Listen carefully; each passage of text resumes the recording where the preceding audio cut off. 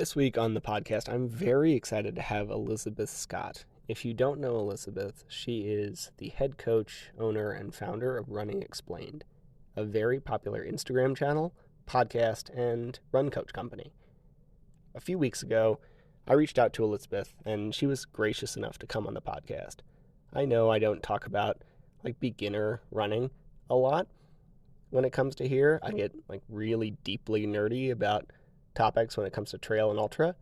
But Elisabeth and I sat down to chat about how, you might start out running or how you might reset or just the fundamentals. If you haven't thought about the basics of things like easy running or mental training or fitting this sport into your life in a while, I think this podcast is going to be really helpful. And even if you don't think it's going to be a good fit for you, this would be a great episode to share with someone who wants to start running but just doesn't know how. So, hope you enjoy it. Share it with somebody who you're trying to get out there, but just you can't seem to get out of the house, and you might get a new running buddy out of it. Let's get to it.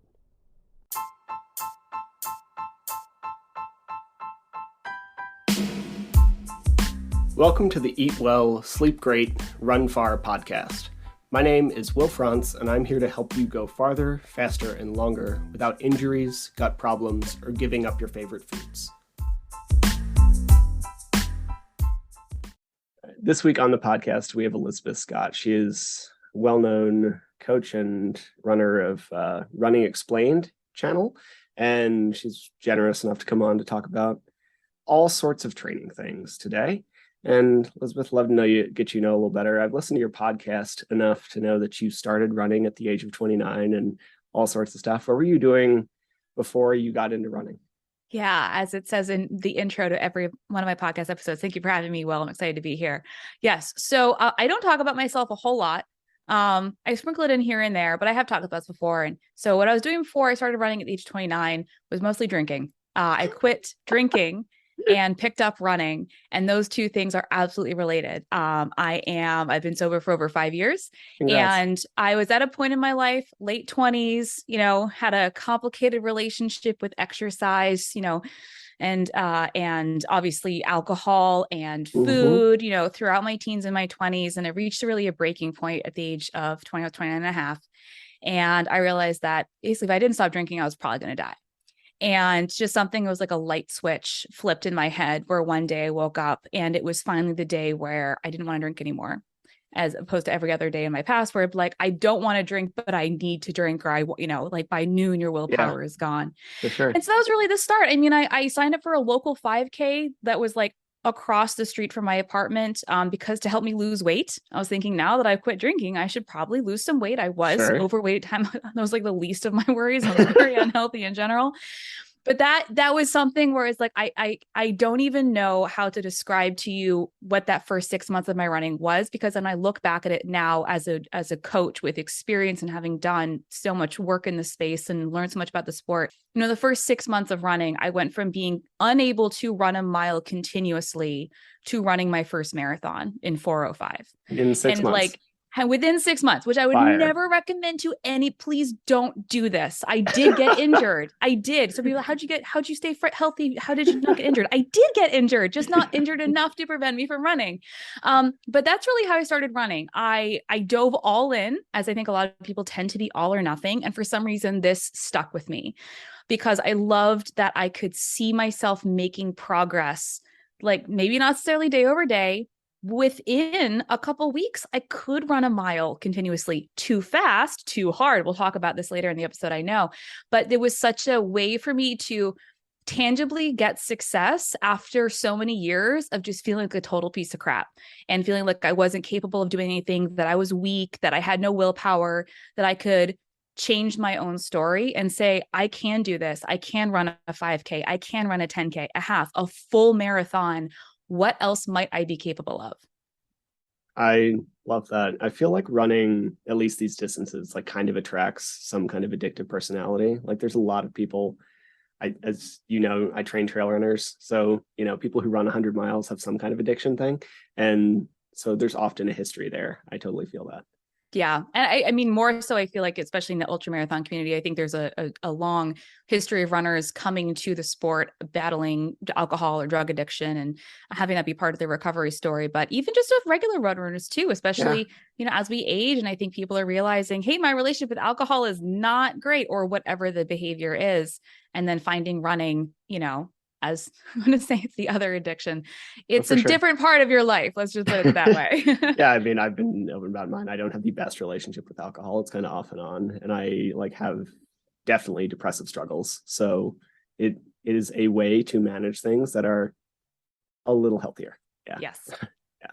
So I really wanted to talk to you about easy training because I tend to get like deeply nerdy on this podcast, and I would love to talk about just some like basics of getting going.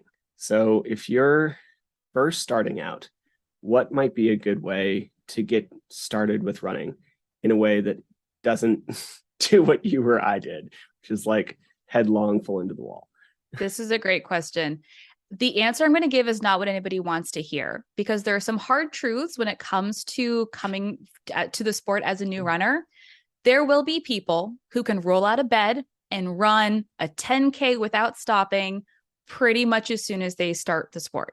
Yep. These people are genetically gifted. These people probably have a very, very high performance ceiling that if they were to reach their potential, they're probably going to be competitive, at least locally, if not, in their age group nationally.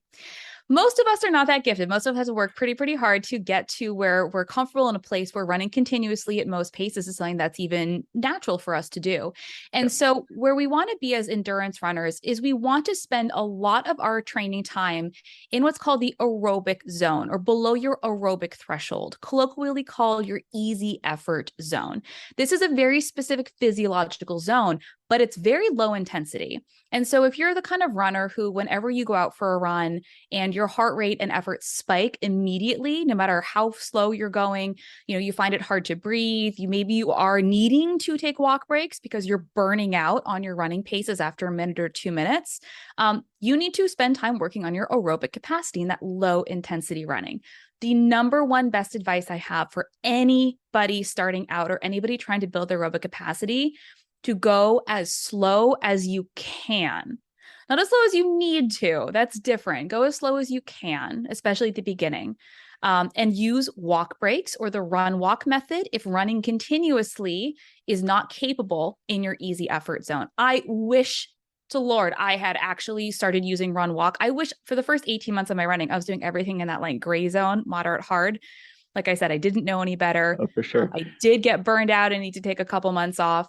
Yeah. But I know that I would be in a much different place had I started building my aerobic base correctly from that point than I was. And I'm lucky that nothing bad happened.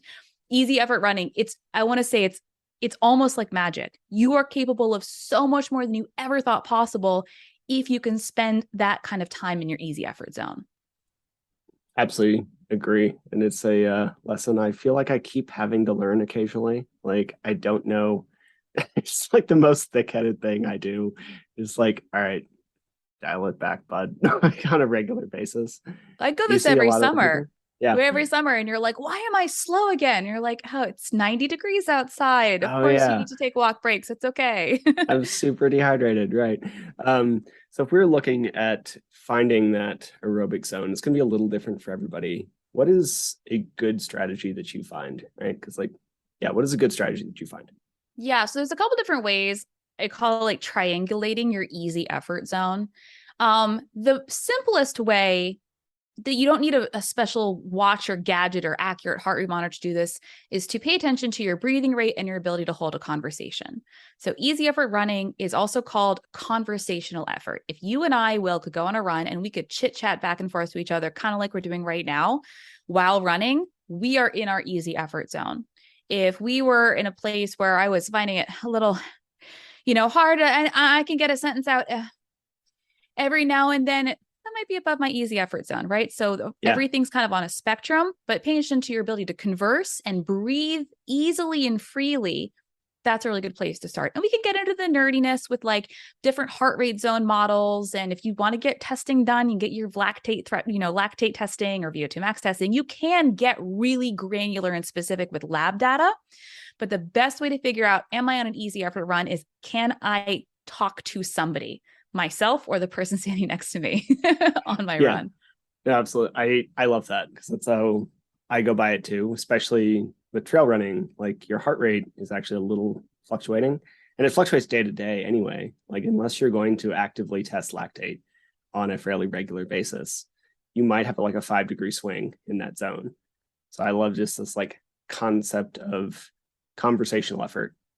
The person might, did you say it's fair to say like the person might know you were running if they weren't with you, but still like could hold a conversation that wasn't stressed by the fact that you were running? Yeah. I mean, if you can call, your mom or your friend and chat with them while running on the phone, and then they might after a whole minute say, "Are you running?" Yeah. You know that you're in your conversational space. Yeah. Perfect. And so if we're looking at why we want to be in that low zone, like why is that so important? Why is it so important to build that aerobic floor? This is, the why. Why do we do any of this? If you're a sprinter, if you're listening to the show, odds are you're not a sprinter. You don't need to be doing any of this. If your preferred distance is 400 meters or less, I don't care how much time you spend in your easy effort zone, honestly, because that's not the goal of your event. But if you're an endurance athlete, especially if you're running a 5K or longer, the majority of your time in intensity zones will be coming from an aerobic place. Aerobic means with oxygen.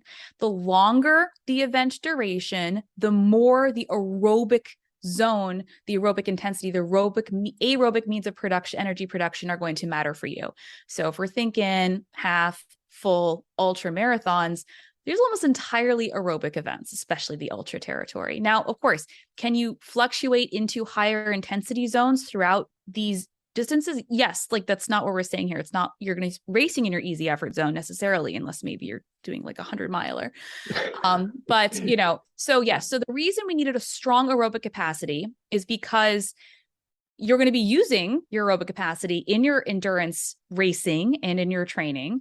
Your aerobic zone, your aerobic threshold, this is what I use the metaphor, a rising tide lifts all boats. In that when you have a strong and high aerobic threshold, everything above it is therefore higher and stronger, aka faster than it would be otherwise. Working on your aerobic capacity actually improves your lactate threshold. It improves a lot of other things that relate to being able to run at higher intensities for longer. It's like I said, it's not quite magic, but it almost is. And there's a lot that's to do with the science of mitochondrial density and angiogenesis and aerobic enzymes. But this is what allows you to do what you're trying to do in your sport. Yeah, absolutely true. That said, though, I appreciate that. I often end up in the exact opposite battle, though, where people are just like cruising forever and they get used to like running trails at a very, very slow pace. It's not how they usually start, but then they hear this and they do that and then they enjoy cruising on slow trails. We do have to do speed work, though, if you want to get faster, right? Yes. So there's how your training intensity distribution is organized in your listener training will depend on a whole bunch of factors, including your experience, your training volume, your strengths and weaknesses, and what you're currently training for. Now, if you're currently training for a 5K, easy effort running is still important, but the workouts are also really important too, that faster running, speed work, threshold, things like that. Beyond a certain point, you can't necessarily add more easy effort running. You can't necessarily add more aerobic running. And that faster running, harder intensity running, whether it's moderate intensity kind of tempo or threshold running, or you're actually doing VO2 max or really high intensity running, that is we call it the finish on the cake, the icing on the cake, right? Cake's not finished until you have kind of exercised all the zones that you have. But you don't need to do a whole bunch of this higher intensity work. You just need like a little bit of it. Even in things like base building or when I'm working with relatively new runners, I still like to include things like strides or, hill sprints a couple times a week just to introduce them to that faster running. And then over time, we will then incorporate more structured speed work or higher intensity or moderate intensity, depending on what they're training for, workouts into their running. So rarely do I have runners running 100% easy effort running every single day of the week for weeks on end. that would be a rare case. That is most often if we're like returning from injury, we're coming off a big break, or we're recovering from a big race. Awesome. I love all of that. But could we also use something like, you mentioned run walk method, which I absolutely had to do a year ago when I was getting going, and still occasionally have to do depending on the day. And how do you feel about cross training? Like, what do we add for that? And I don't mean strength training. I mean like cycling, swimming, all that stuff. I love that you differentiate between that. Yeah. So technically cross training is anything that isn't running, but in my mind, cardio cross training, like you said, it's running, swimming, biking, aqua jogging, right? Hiking, that sort of thing. Strength training is its own thing. And yes, you should do it. Great. Cross training is, if you have another sport that you like to do, awesome, do it. Cross training cannot replace your development as a runner in these intensity zones. And I have had people ask me, can I do my zone 2 development work, my easy effort running, my aerobic capacity work for cross training, because I cannot run that slowly? And my answer is no. You cannot replace your running with cross training. You can supplement it, but there's a whole bunch of neuromuscular and movement specific based adaptations you're getting as a runner when you run or when you do run walk that you're not going to get if you're doing it on the bike or doing it in the pool instead. Yeah, I mean, you're more than just an aerobic system, right? Like there are engagement methods that are going to matter. And I know there's some carryover, like the Norwegians show that there's enough carryover from cycling, but they're also doing, 20, 30-hour training weeks. So yeah, I mean, you yeah. build a big enough engine, you'll be able to do anything with it almost, Yeah, absolutely. But like, as anyone who's ever done a triathlon for fun, like you're gonna have that sport that you're not very good at. Mine was running when I did mine, and I was a pretty decent cyclist, but I just was terrible at the run, and it had very little to do with my cardio. I was just a bad runner. Yeah, so then that's that neuromuscular thing. And it's funny. I mean, triathletes usually the triathletes are the ones saying like, I had to learn to swim to do my triathlon. Yeah, absolutely. So if we're looking at some of this stuff, like I think most people get going with a plan that they find off the internet, right? And that could be something free. Always push good people. So like Chrissy Mells or David Roche or any of these people, something on the like cheaper end that's very affordable, but also well done, like one of yours. How do we use one of those plans and make sure that we adapt it well for us? Like, how do we have something that is created for a general populace and adapt it for us? Like, I'm running into this issue with strength. I'm more of a strength coach in my day-to-day, and I'm creating some generalized plans for people. But like the caveat list at the front is like fairly long. So what do you do for that for a running plan? That's a really good, it's a really good question. And it's funny because I just did a post on this on Instagram describing that, how your training is put together. Your training plan is written like a recipe. Yes, you can change it, but unless you know what you're doing and how it's supposed to be changed, you're going to end up with an absolute inedible mess. And in the running world, that's, you're not going to make progress. Maybe you're going to burn out. Maybe you're going to injure. Something bad's going to happen. Now, like the analogy I feel like works though, because we can learn the skill and the theory and the science behind how things are supposed to work, right? You have master chefs in the kitchen. They know how to make a pie 95 different ways. And those are all valid ways, but they know how things are supposed to go in what order and why they're supposed to happen. Yes, you can change your training plan if you need to, as long as you know why and how to do it correctly, right? So the first thing I will say is that if you genuinely have no idea what you're doing and you have a very and it's fine, we've all been there. I had no idea what I was doing when I started. And you have a very complex schedule or a very unique life circumstance, I would highly recommend either getting a customized customized plan written for you or working with a coach one-on-one, because pre-written training plans are like very in quality. It's like gas station sushi versus the stuff you get at a Michelin-starred restaurant, right? Like some of this stuff, it will hurt you, right? Yes, it's freely available on the internet, but it's going to cause you problems. To the like commonly available, like, yeah, this is probably pretty good. Will it be the right taste for everybody? No, but for the average runner, it's going to work a-okay as long as they make the right decision. And then the super high-end stuff is the stuff that was handmade just for you, and nothing's going to be better than that. So first off, I would caution anybody against using a plan that they find on the internet that is simply numbers on a spreadsheet. You should know in your plan what the purpose of the run is, what intensity zone to run it at, general guidance of what that's supposed to feel like. If you have workouts, speed work, tempos, thresholds, long run workouts, how do you execute those? What are the rest or recovery intervals? What pace range should you be aiming for? Your plan should tell you or guide you to that information. It shouldn't just be like, oh, here's an Excel spreadsheet full of numbers, go. You need more than that. So first of all, your plan should contain some detail and guidance. But let's say you have a plan and you're like, I know this is the plan that's appropriate for my current training volume. It's appropriate for my current, what I'm trying to accomplish in my goal race. But, the long run's on Sundays and I can't run on Sundays. I have to do my long run on Saturdays. So here's the first thing. The first thing you can do for any training plan, you are more than welcome to take that whole training week and shift it back so that it ends on any day of the week that you want. Your long run does not have to be on Sundays. You can move that whole plan back a day. So your long run ends on Saturdays and your week ends on Saturdays. Or maybe you like to do your long run on Wednesdays. Same thing applies. The other general principles for modifying your training plan, if needed, before you start swapping days around, I would say, do you have time to do most of the scheduled run on any given day? And if the answer is yes, then I would say do as much as you have time for. If it says 7 miles and you have time for 6, do 6. If it says 8 reps, you have time for 5, do 5. So get as much as you can done in the time you have available to you. And then the kind of getting that if you are going to start moving days around, there are some general, like, this is the best guidance, although this is going to be highly dependent on what the plan is and what you're trying to do. You generally want to separate hard and long run days by at least one easy or non-running day. So don't move your speed work to the day before your long run. That's typically a bad idea.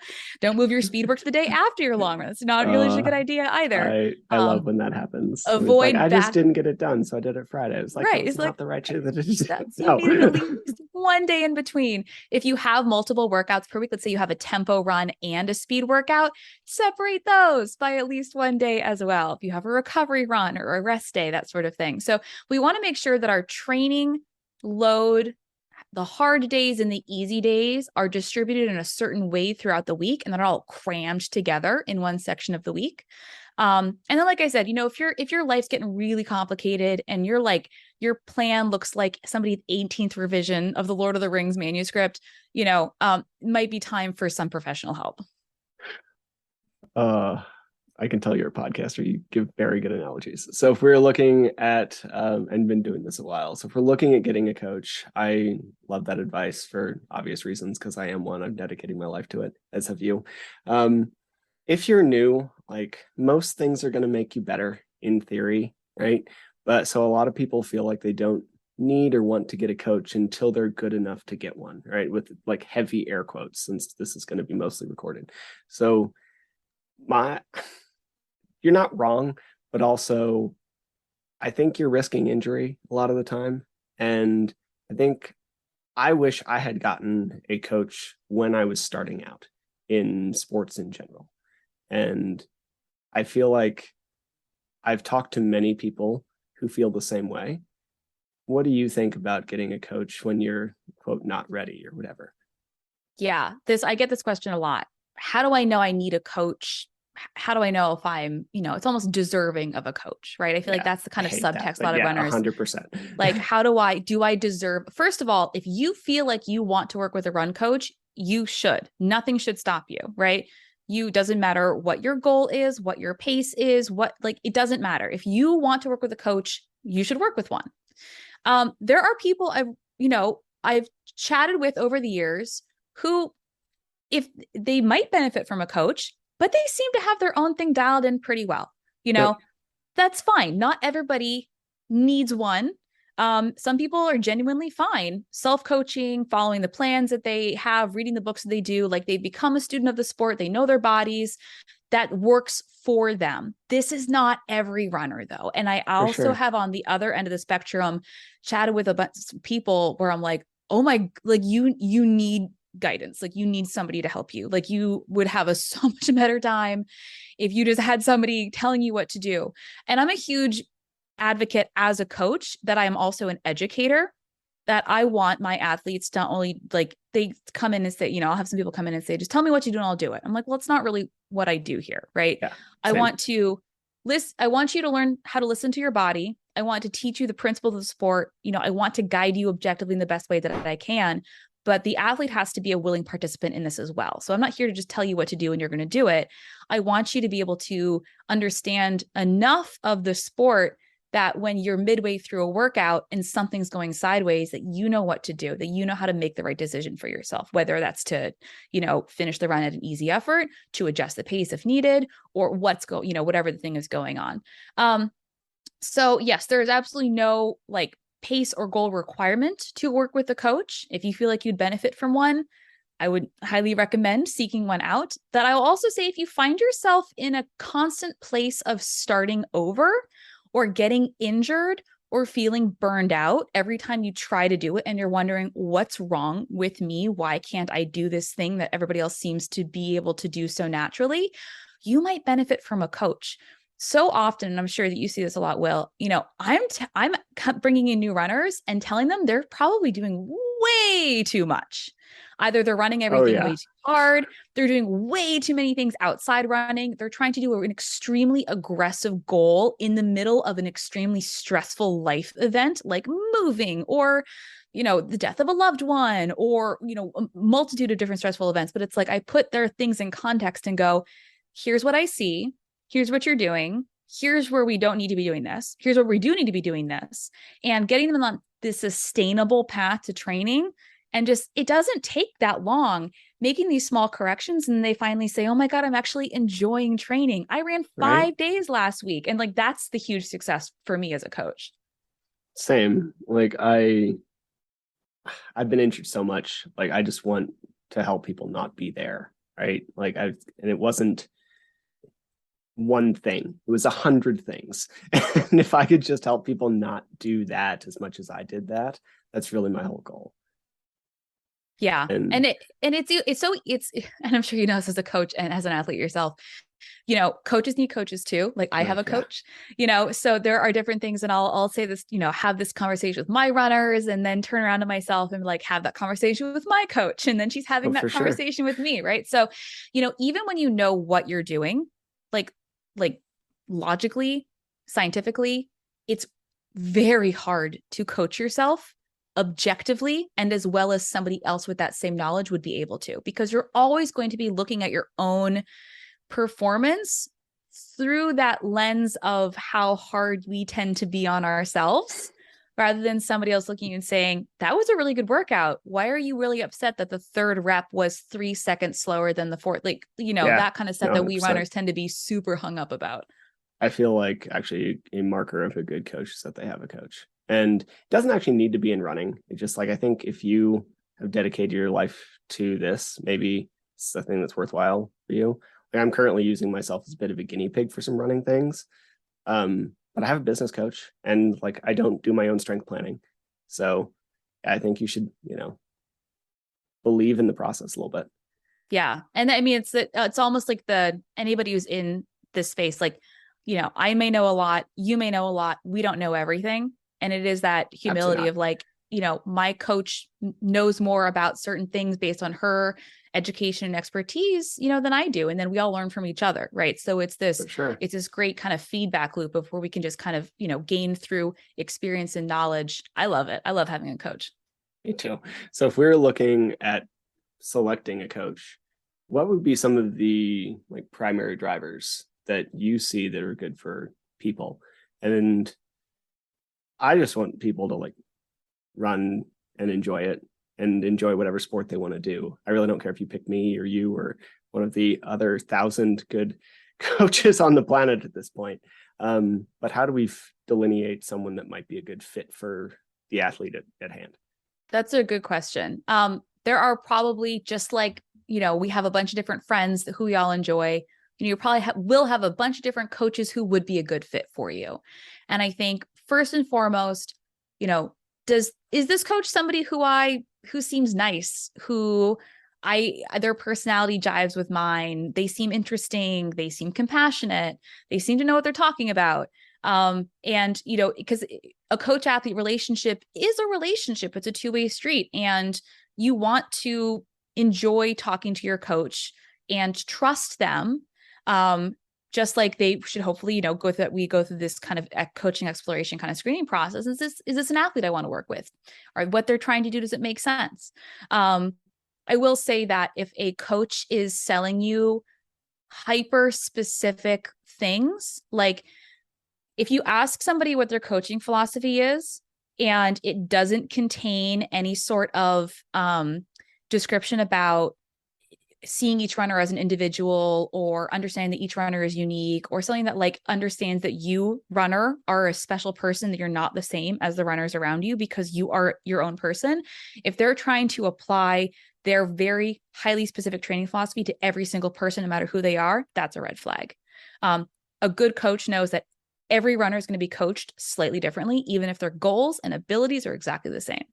And the other thing I will say is that if a coach is trying to sell you a quick fix, you know, if they're like, oh, I know exactly how we can, I mean, other than like, let's get you to slow down in your easy days, like that's a quick fix for most things. Like eat enough food, you know? yeah. Yeah, but if they're saying like, oh, I have this patented method and it's gonna, I can guarantee you this race goal, nobody can do that. And if they're trying to sell that to you, that is a snake oil salesman. Yeah, agreed. I feel like any guarantee of a race goal is a huge red flag. Like most of us do the same stuff. I like to be open about it. We can call it whatever we do, and like there's marketing and whatever. But as far as like most good coaches do the same things, and you're gonna have good days and off days. And if you have an off day on a race day, you might not hit your race goal. And anybody who's not blunt with you about that, that's not fair to anybody. Yeah.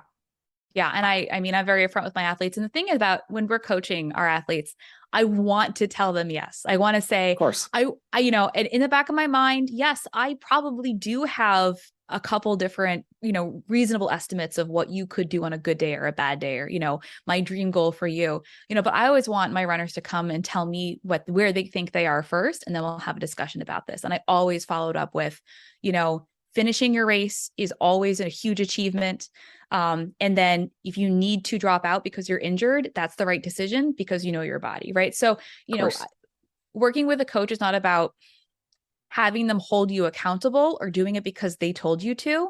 You know, I want to inspire my runners. And like, yes, sometimes they tell me, they hear me in their back of their head being like, you know, do this or don't do that, you know, in training or on races in a positive context. But, you know, your coaches are proud of you no matter what you do, as long as you make the decisions that's right for you and genuinely give it your best effort.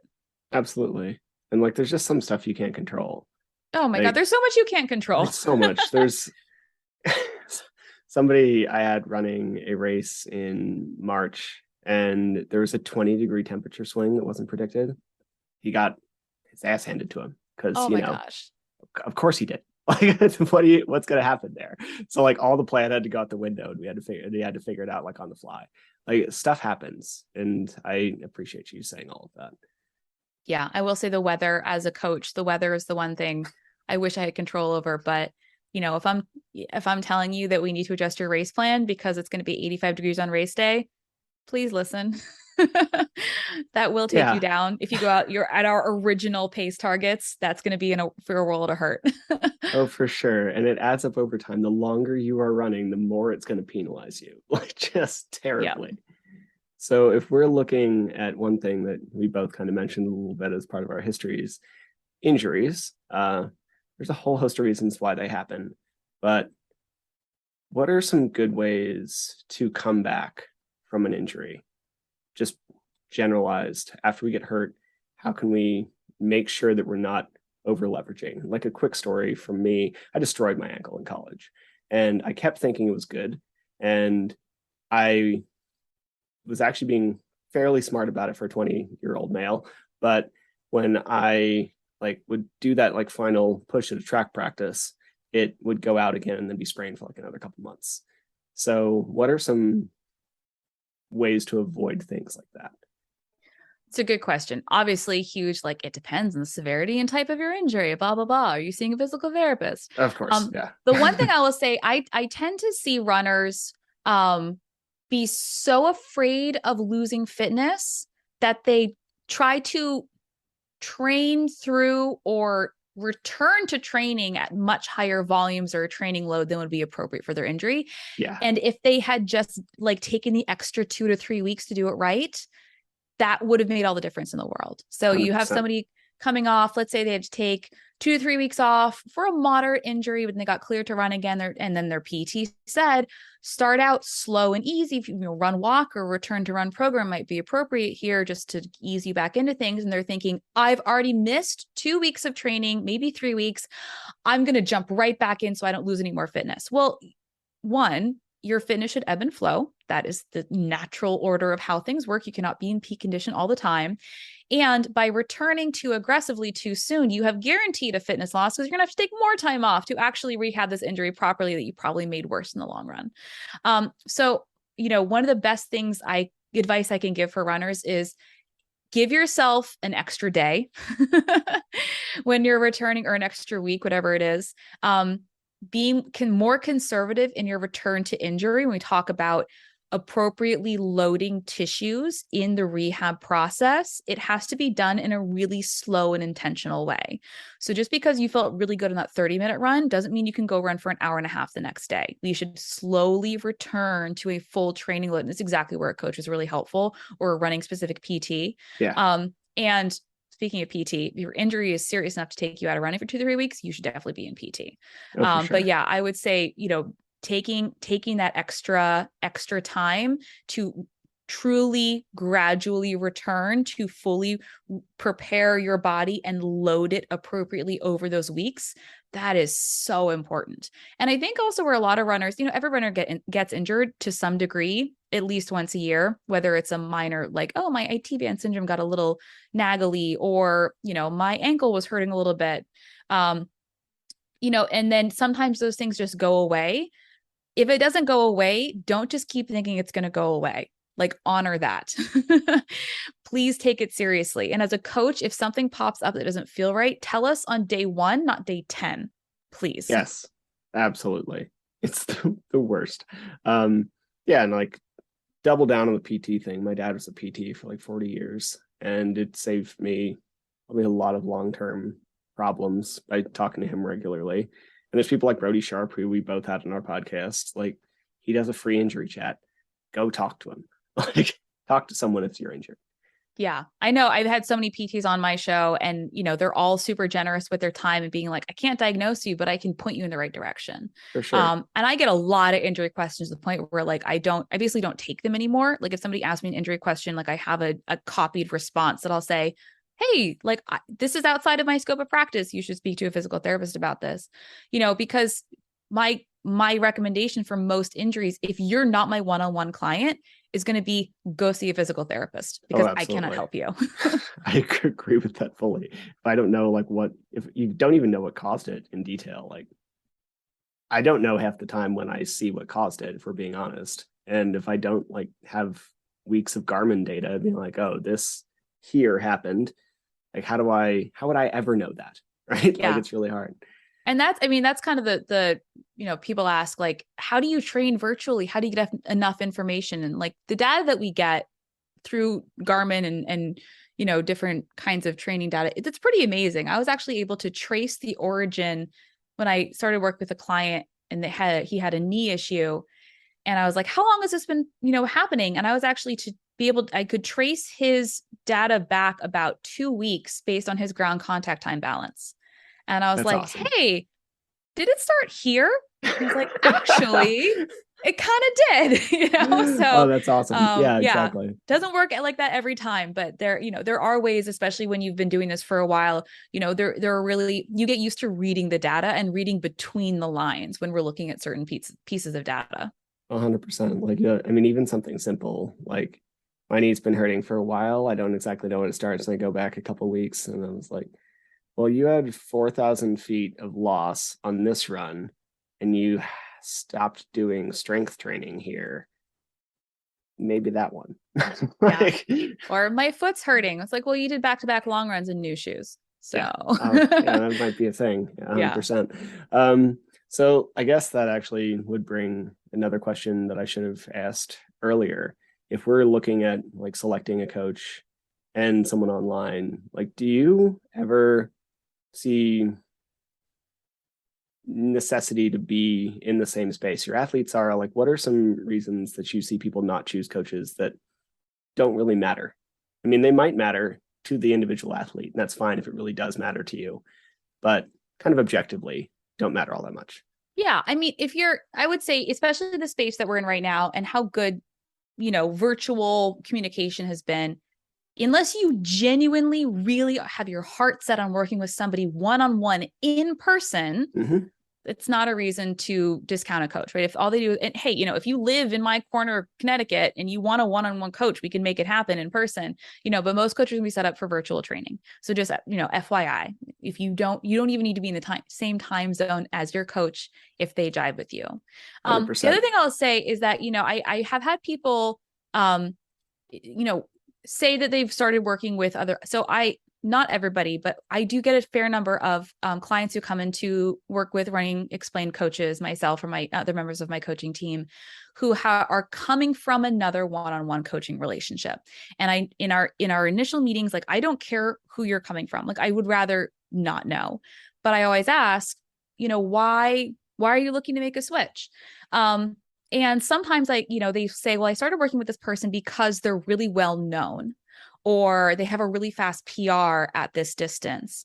And there are some people who are very fast, who are very famous, who are good coaches. They are.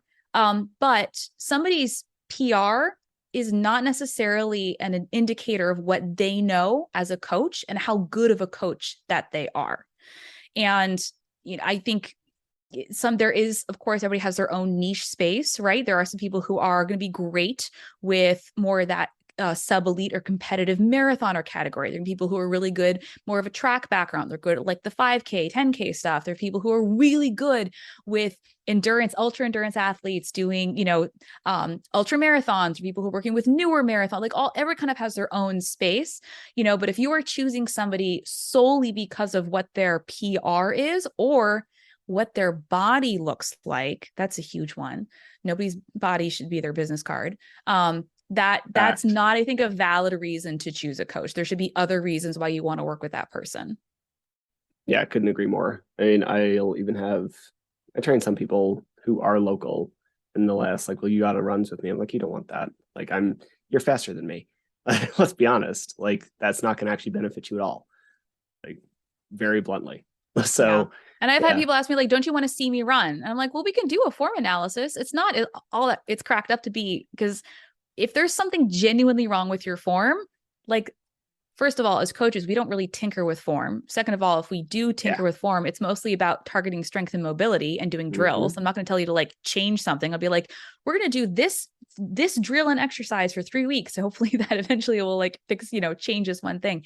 And you can also have people's form that looks absolutely bonkers, but is technically correct. So yeah, I mean, for the most part, I don't actually need to see you run in most cases.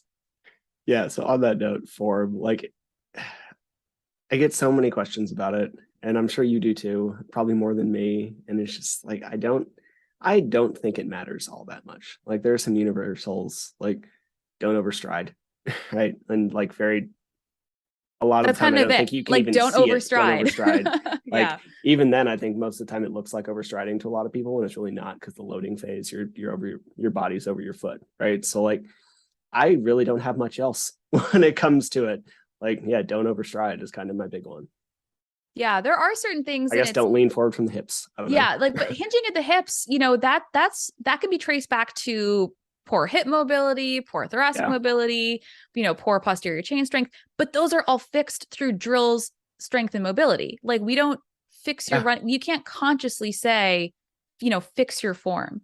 There are a couple other things. Like, if you're doing a whole bunch of lateral, like twisting while you're running and your arms are crossing your midline, you might want to, there are some ways to be conscious about ways certain parts of your body are moving.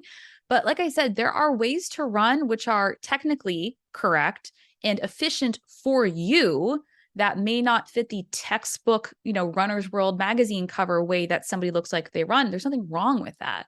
I think the key kind of caveat here is that if you are getting injured, recurring injuries, and you can't figure out why, like, you've been to PT, you're not overstriding, and then maybe you get a form analysis done and they point out something where it's like, this is happening.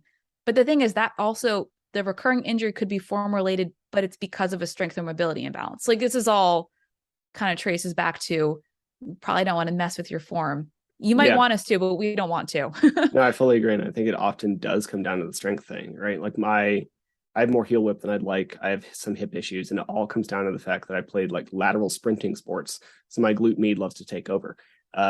So the fix there is make my glute max stronger, not focus on form mostly. It's very much a like make my butt stronger.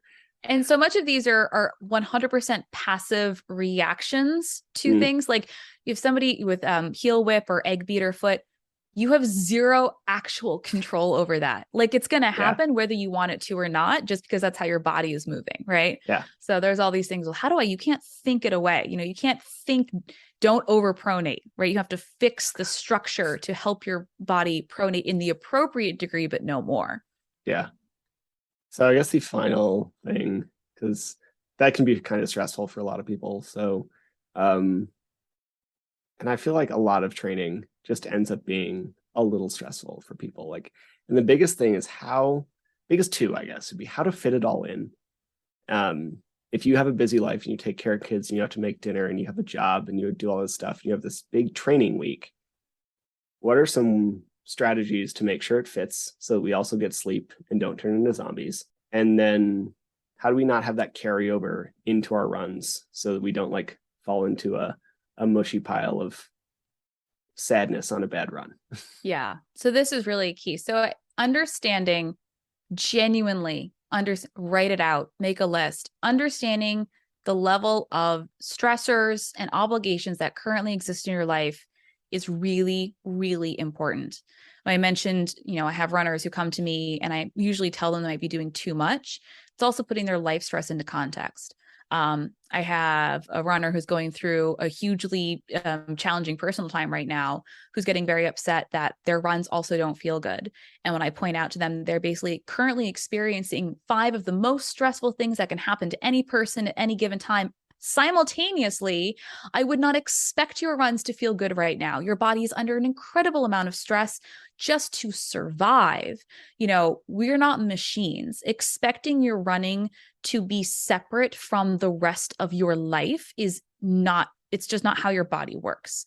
Your level of life stress, your level of nutrition, hydration, amount of sleep you've gotten, all of this affects how you feel on your runs, but also your ability to build what I call a training tolerance. Basically, how much bandwidth do you have to dedicate to training at any given point in time? Sometimes your training tolerance is going to be really high because you're going through a really easy period of life. Maybe, everything's free and clear and you have no kids and like you have a job where you shut your computer off at 5 and like, that's it. You don't give a crap. But you also might be going through periods of life where every single minute of your day seems to be allocated by somebody who needs something from you now. And of course, you're going to have less, not only available time, but like literally mental and physical energy available to train. The most important thing you can do as a runner is, we call it periodize your training, as in you allocate certain phases of training, periods of training in different times of your year based on certain race goals and what you're trying to accomplish in that phase of training, but also to periodize your training based on your season of life.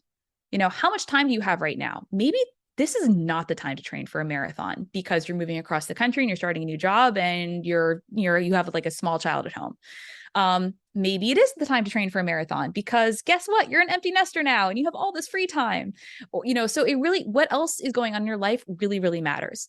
The other thing to keep in mind is that during certain more intense periods of training, you may need to make some sacrifices to fit it all in, but this should not be the norm.